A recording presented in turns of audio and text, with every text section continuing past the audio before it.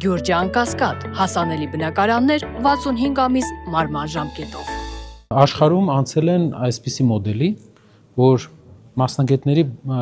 ներկայացմամբ, որ սահմանային առաջին կետերում հիմնականում տեղակայվում են տեխնիկական միջոցներ, որոնք վերահսկում են մինչև 25 կիլոմետր խորությամբ հակառակորդի կամ սահմանակցի շարժը եւ կարողանում են որոշ ժամանակ կանխարգելիչ տեղեկություն տալ, որպեսզի հիմնական ուժերը դուրս գան պաշտպանական դիրքեր։ Այսինքն, ինչպես բացատրում են մեզ մասնագետները, պոստային համակարգից աշխարհը սկսում է անցում կատարել խելացի սահմանի, սահմանը կատարում է տեղեկատվական առումով, տեղյակ է պահում կենտրոնական շտաբերին, որ կա տեղաշարժեր եւ այդ ժամանակ նոր այնտեղ գործողվում է հատուկ խմբեր։ Իհարկե, ես մի քիչ բարձեցված ասեցի, մասնագիտական առումով Ավանեսյանը կներկայացնի, թե ինչպես է դա աշխատում, բայց դրա հիմնական նպատակը, որ զորքը զինվորները հիմնականում վերապատրաստվեն եւ պոստեր բարձրանան, դիրքեր բարձրանան միայն այն ժամանակ, երբ որ պետք լինի, այսինքն պոստերում մշտական տեղակայվող զինվորների թիվը կչանա, այդ ուղղությամբ տեղեկատվական ինֆորմացիոն հարցերը կլուծի արդեն տեխնիկան, սարքավորումները։ Այստեղ գտնվում է նաև մի ընկերության ներկայացուցիչ, կան մի քանի նկատառումներ, բայց նրանց հետ բանակցում ենք, որպեսզի մեկի երկիր մեր տարածաշրջանում արդեն իրենց հետ ունի պայմանագիր Մերձավոր Արևելքում։ Եվ մենք բանակցում ենք, որպեսզի մեր երկրին էլ տրամադրվի այդպիսի հնարավորություն խելացի սահմանի տեխնիկական միջոցների պայմանագիր։ Շագրերը ստորագրվեցին, սակայն հունիսի 7-ը դեռ չի եկել։ Ինչ կարող եք ասել, մինչև դա փորձագիտական խմբերը որքան ժամանակ կմնան Հայաստանում, ինչ գործողություններ կկատարվեն, իրենց փորձառությունը արդյոք արդեն իսկ ունեն թեկուզ որոշակիորեն փոխանցելու հնարավորություն, ՊՆ-ի հետ կամ չգիտեմ, մասամբ համագործակցության հնարավորություն, եզրեր տեսնում եք թե ոչ։ Շատ կարևոր է քաղաքական կամքը, պաշտպանական համակարգի վերափոխման քաղաքական կամքը։ Այսօր մենք տեսնում ենք, որ ավելի շատ կա ցուցադրական կամք, քան թե խորքային, բայց ամբողջ անալիզը եւ առաջարկների փաթեթը պատրաստ են եւ process-ի մեջ են, այսինքն մինչեւ ընտրական process-ները մենք հիմնական հիմքերը ունենալու ենք, որը կներկայացնենք արդեն կիրագործենք ընտրական process-ներից հետո հողի վրա։ Պարոն Հարապետյան, ինչ հուշագրեր ստորագրվեցին այսօր, կխնդրեմ դուք փոքր մանրամասնեք, ինչով էին դրանք կարևոր։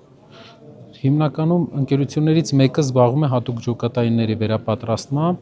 ծովային հետևակ, հատուկ ջոկատայիններ, Աֆղանստանի պատերազմի հետ կապված մասնագիտական խմբերին եւ տարբեր երկրներին այդպիսի ծառայություններ է տալիս։ Մենք ստորագրեցինք, որպեսզի հետագայում մեր բանակում էլ այդ վերապատրաստման դասընթացները, վերապատրաստման կուրսերը շատ արագ մենք կարողանանք իմպլեմենտացնենք։ Հունական ընկերությունը նույնպես վերապատրաստման ընկերություն է, սակայն ավելի լայն ֆորմատով, ոչ միայն հատուկ ջոկատայինների, այլ ընդհանուր զորատեսակների։ Հիմնականում հետևակ է։ Վայրի ընտրությունը ինչով էր պայմանավորված, մենք իհարկե գիտակցում ենք, բայց կխնդրենք եւս մեկ անգամ դուք ներկայացնեք եւ ինչ անել, որպեսզի հաջորդ տարի մենք չունենանք օկուպացված տարածքներ եւ ջերմուկը ազատագրվի այն հատվածը, որը փաստորեն Թշնամու տիրապետության տակ է արդեն 2-3 տարի։ Ջերմուկը խորհրդանիշն է խաղաղ Հայաստանի։ Երբեք սահմանային չի եղել։ Այսօր դարձել է սահման։ Սա ցույց է տալիս մեր մարտահրավերների լրջությունը։ Տուրիստական հայկական կենտրոնը 2-3 կենտրոններից մեկը դարձել է սահմանային։ Եվ ավելին այստեղ հակառակորդը առաջ է եկել Երևանի չափ մոտավորապես տարածք, առաջ է եկել հայկական սուվերեն տարածքում։ Սա է հենց ցուցանիշը հայկական վերջի 8 տարիների դիվանագիտական ձախողումների, սխալ դիվանագիտության, ջերմուկի տարածքները եւ հայկական մյուս տարածքները, թե Վարդենիսում, թե Կապանի շրջակայքը վերադառնան Հայաստանին դիվանագիտության միջոցով, քանի որ դրանք հայկական սուվերեն տարածքներ են։ Մենք տեսնում ենք դրա հնարավորությունը ուժեղ բանակցողը տեսնում է։ Պարոն Կարապետյան, կրկին ուշագրերի մասին, դրանք հողի վրա իրականություն կդառնան միայն այն դեպքում, երբ կարգ իշխանության, թե ամեն դեպքում հանուն ուժեղ Հայաստանի պատրաստ եք դրանց իրականացումը փոխանցել այլ ուժի։ Մենք վստահ ենք, որ մեզ կվիճակվի այն բախտը,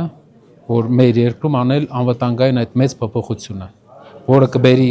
թե զինվորների անվտանգության բարձրացման, թե նաև մեր ընդհանուր դիվանագիտության արդյունքում նաև քաղաքացիական կյանքում մեծ փոփոխությունների, այսինքն այսօր Հայաստանի բնակչության կեսից ավելին ամենամեծ վտանգը տեսնում է երկրի անվտանգությունը, առաջնային խնդիրը տեսնում է երկրի անվտանգությունը։ Սա երկրի ղեկավարության վարած թույլ քաղաքականության արդյունք է, 3 պատերազմների սխալ վարած արտաքին քաղաքականության շնորհիվ բերված 3 պատերազմների արդյունք է եւ